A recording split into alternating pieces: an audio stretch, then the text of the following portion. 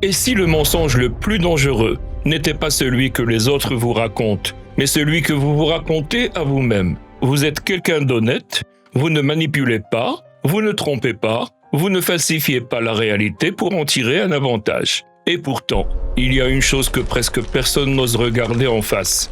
Le mensonge le plus efficace, le plus tenace, le plus invisible, c'est celui qu'on se fait à soi-même.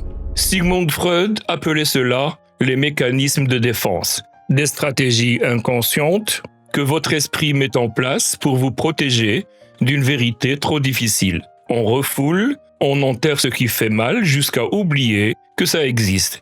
On rationalise, on invente des raisons logiques pour masquer la peur ou le désir, on projette, on voit chez les autres ce qu'on refuse de voir en soi, on nie, on refuse d'enregistrer ce qui dérange. Et le plus troublant, c'est que tout cela fonctionne, pas pour vous tromper, pour vous protéger, comme un système immunitaire. Le problème n'est pas qu'il existe.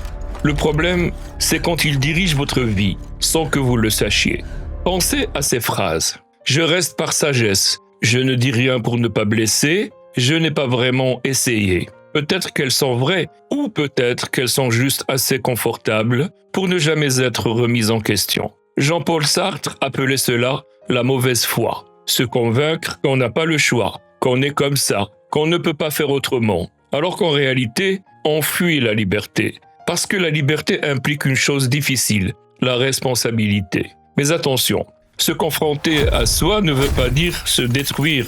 C'est là que beaucoup se trompent. La lucidité n'est pas la cruauté.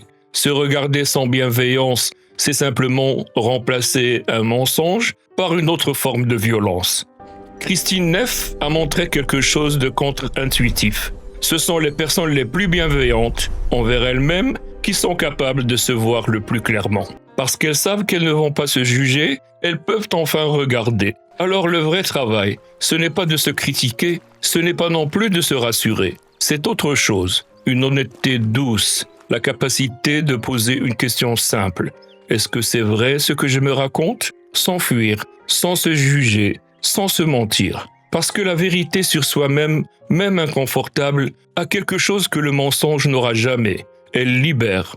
Pas immédiatement, pas sans résistance, mais elle libère. Parce qu'on ne construit rien de solide sur une illusion. Le mensonge le plus dangereux est celui que vous vous racontez. Mais le courage le plus rare, c'est de décider un jour de vous dire la vérité. Alors la vraie question est peut-être celle-ci. Si vous arrêtiez de vous raconter des histoires, qu'est-ce qui resterait?